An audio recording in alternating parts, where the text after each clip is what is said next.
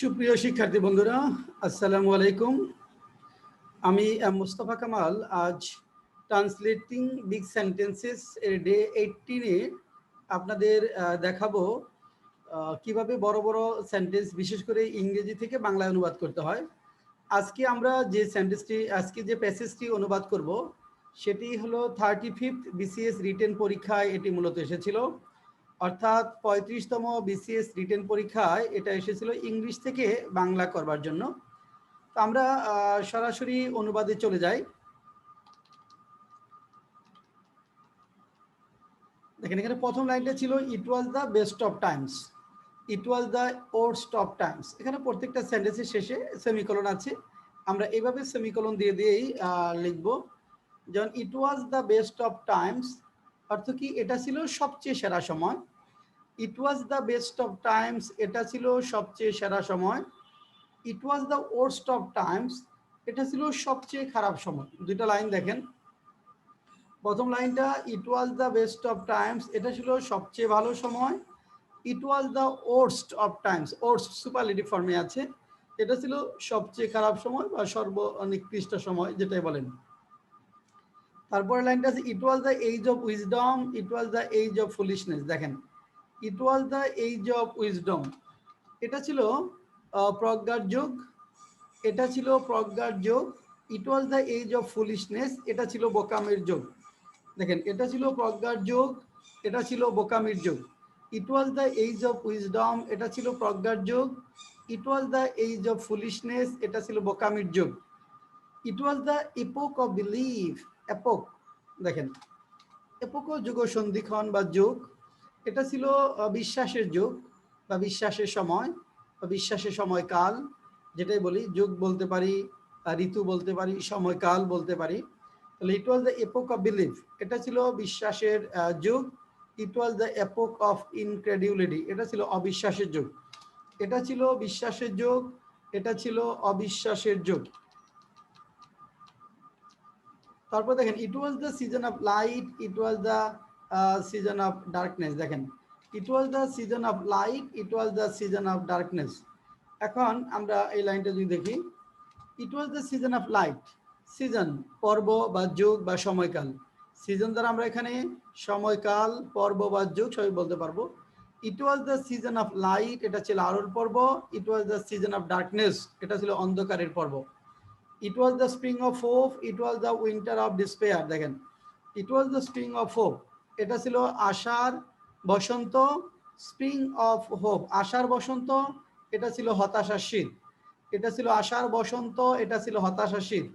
We had everything before us, we had nothing before us. দেখেন we had everything before us অর্থ কি, আমাদের সামনে সব কিছুই ছিল। We had everything before us, আমাদের সামনে সব কিছু ছিল। We had nothing before us, আমাদের সামনে কিছুই ছিল না। আমি আবারও বলছি, we had everything before us, আমাদের সামনে সব কিছু ছিল। We had nothing before us, আমাদের সামনে কিছুই ছিল না। We were all direct going to haven, we were all direct going other way, in short. দেখেন এই লাইনটায় 2-4 জনের একটু সমস্যা হয়, এটাও সহজ লাইন। এখানে 2-4 জন স্টুডেন্টকে একটু সমস্যায় আমরা পড়তে দেখি। যেমন দেখেন we were all going direct to haven, আমরা সবাই সরাসরি স্বর্গে যাচ্ছিলাম। আমরা সবাই সরাসরি স্বর্গে যাচ্ছিলাম। We were all going direct the other way, in short. আমরা সবাই সরাসরি যাচ্ছিলাম ভিন্ন পথে, সংক্ষিপ্ত উপায়। আমরা সবাই সরাসরি স্বর্গে যাচ্ছিলাম, আমরা সবাই সরাসরি যাচ্ছিলাম ভিন্ন পথে, সংক্ষিপ্ত উপায়ে। আমরা সবাই সরাসরি স্বর্গে যাচ্ছিলাম, আমরা সবাই সরাসরি যাচ্ছিলাম ভিন্ন পথে, সংক্ষিপ্ত উপায়ে। The period was so far like the present one in which the noisiest authorities insisted on its being received for good or for evil in the superlative degree of comparison. এই প্যাসেজ ট্রান্সলেশনের এই লাইনটাই একটু জটিল ছিল, একটু complicated ছিল। এখানে হয়তো 90% student এই লাইনটা মিলাতে পারবে না। অর্থাৎ যারা বিসিএস পরীক্ষা দিয়েছে, আমার অভিজ্ঞতা থেকে বলছি যে 90% স্টুডেন্ট এই লাইনটা মিলাতে পারবে না। এই ধরনের লাইন থাকলে আপনি কি করবেন? এখন আপনি কি বাদ দিয়ে দিবেন না ট্রাই করবেন? সহজ সেন্টেন্সগুলো পারতে হবে ভালোভাবে, যেটা একটু কঠিন সেটা মোটামুটি পারতে হবে, এবং যেগুলো কঠিন লাইন সেগুলা মোটামুটি এখানে 30 বা 40% নাম্বার এখানে কভার করতে হবে, বাদ দিয়ে দিলে হবে না। এই লাইনটা যদি আপনি লিখতে না পারেন তাহলে বুঝতে হবে আপনি ইংরেজি অনুবাদে অনেক দুর্বল। যদি হ্যাঁ এখান থেকে আপনি 30% বা 35% নাম্বার নিয়ে আসতে পারেন তাহলে অ্যাভারেজ নাম্বার প্রায় 60% হয়ে যাবে। তাহলে আমরা একটু দেখি, দেখেন the period was so far like the present one. So far অনেকটা, এখানে শব্দ আছে সো ফার।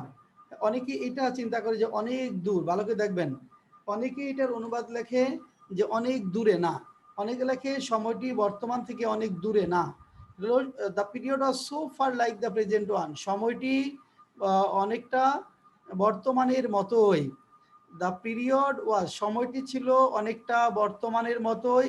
ইন হুইচ, যেখানে দ্য নয়েজিয়েস্ট অথরিটিস, মন্দ কর্তৃপক্ষ, কোলাহলপূর্ণ কর্তৃপক্ষ বা খারাপ কর্তৃপক্ষ, যেটা লেখেন নয়েজিয়েস্ট অথরিটিস, মন্দ কর্তৃপক্ষ, কোলাহলপূর্ণ কর্তৃপক্ষ বা খারাপ কর্তৃপক্ষ, insisted on its being received. এটা না পারার কারণ হলো দেখেন এইটুকুর অর্থটা আমরা করতে পারি না। এই যে বোল্ডটুকু অংশ দেখেন, insisted on its being received, এইটুকুর অংশ আমরা না করতে পারি না বলে এই অনুবাদটা আমরা পারি না। এটা বোঝার জন্য আমি একটু সহজ করে দিচ্ছি। ধরেন যদি আপনার এরকম একটা লাইন থাকে, খেয়াল করেন, he insisted on he insisted on our going to his house. একটু ভালো করে দেখেন, হি ইনসিস্টের পরে আমরা জানি প্রিপোজিশন অন হয়, অনের পরে জিরান, আর এই অনের প্রিপোজিশনের পরে পজিটিভ ফর্ম বসে our. He insisted on our going there, অর্থ কি তিনি আমাদের সেখানে যাওয়ার জন্য, তার বাড়িতে যাওয়ার জন্য পিরাপিরি করেছিলেন। তিনি আমাদেরকে তার বাড়িতে যাওয়ার জন্য পিরাপিরি করেছিলেন। He insisted on our going to his house, তিনি আমাদেরকে তার বাড়িতে যাওয়ার জন্য পিরাপিরি করেছিলেন। ইনসিস্টেন্ট, পিরাপিরি করা, জোরাজুরি করা বা বাধ্য করা বলতে পারেন। এখন যদি এরকম হয়, দেখেন এটা সেন্টেন্সটা যদি এরকম হয়, হি insisted on his, he insisted on his idea being received, দেখেন এটা passive. He insisted on his idea being received, অর্থাৎ তিনি তার ধারণা গ্রহণ করার জন্য পিরাপিরি করেছিলেন বা জোরাজুরি করেছিলেন। On his idea being received, on his idea being received, passive sense, এটা গ্রহণ করার জন্য। তাহলে তিনি তার ধারণা গ্রহণ করার জন্য পিরাপিরি করেছিলেন। এখানে আছে insisted on its being received, তাহলে ইহাকে গ্রহণ করতে বাধ্য করেছিলেন বা পিরাপিরি করেছিলেন। তাহলে ইন হুইচ, যেখানে দ্য নয়েজিয়েস্ট অথরিটিস, কোলাহলপূর্ণ কর্তৃপক্ষ বা খারাপ কর্তৃপক্ষ বা মন্দ কর্তৃপক্ষ, insisted on its being received, অর্থাৎ তাদেরকে গ্রহণ করতে বাধ্য করেছিল বা তাদেরকে গ্রহণ করতে জোরাজুরি করেছিল বা পিরাপিরি করেছিল। For good or for evil, ভালো অথবা মন্দের জন্য, ভালোর জন্য হোক অথবা মন্দের জন্যই হোক। In the superlative degree of comparison, এই যে in the superlative degree of comparison, এই যে ভালো বা মন্দ মানে তুলনার, ভালো মন্দের তুলনার সর্বোচ্চ সুযোগ না দিয়েই বা তুলনার সুযোগ না দিয়েই তাদেরকে গ্রহণ করতে পিরাপিরি করেছিল। তাহলে for good or for evil, অর্থাৎ তাদেরকে গ্রহণ করতে পিরাপিরি করেছিল, সেটা ভালো হোক বা মন্দ হোক, তুলনার সর্বোত্তম বিচারে সেটা ভালো বা মন্দ যাই হোক না কেন সেটা গ্রহণ করতে তাদেরকে পিরাপিরি করেছিল। দেখেন তাহলে সময়টি ছিল অনেকটা বর্তমানের মতো, যেখানে মন্দ কর্তৃপক্ষ ভালো মন্দের তুলনার সর্বোত্তম সুযোগ না দিয়েই বা ভালো মন্দের তুলনা করার সুযোগ না দিয়েই তাদেরকে গ্রহণ করতে বাধ্য করতো বা জোরাজুরি করতো বা পিরাপিরি করতো। তাহলে এই লাইনটার বাংলাটা আমি একটু দেখাচ্ছি, অন্যগুলো সহজ। দেখেন আমি এখানে এটা কপি করে নিয়ে যাচ্ছি।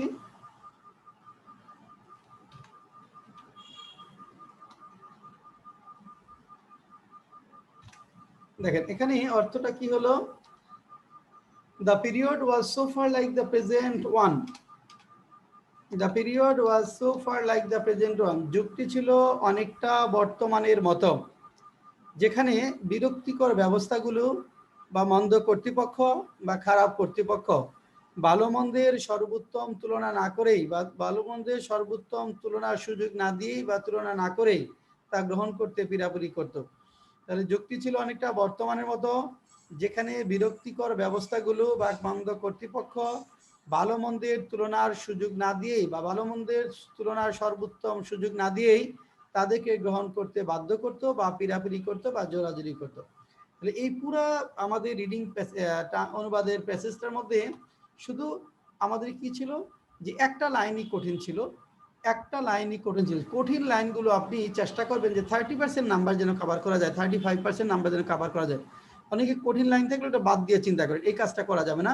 আপনি সেন্সটা ডেভেলপ করার চেষ্টা করেন, অর্থাৎ কঠিন লাইন যেখানে সেখানে একটু সেন্সটা ডেভেলপ করার চেষ্টা করেন, আপনার মতো করে কাছাকাছি লিখে দিয়ে আসেন। তাও একজনের বুঝতে পারবে যে ইয়েস আপনি কিছুটা বুঝতে পেরেছেন। না লিখতে পারলে বুঝবে ইয়েস আপনি অনুবাদে অনেক দুর্বল। আচ্ছা, তাহলে আমাদের আজকে এখানে এ পর্যন্তই থাকবে। আমরা আগামীতে আবারও আপনাদের সাথে আরেকটি নতুন ভিডিও নিয়ে হাজির হব, সেই আশাবাদ ব্যক্ত করে আজকের মতো এখানেই শেষ করছি।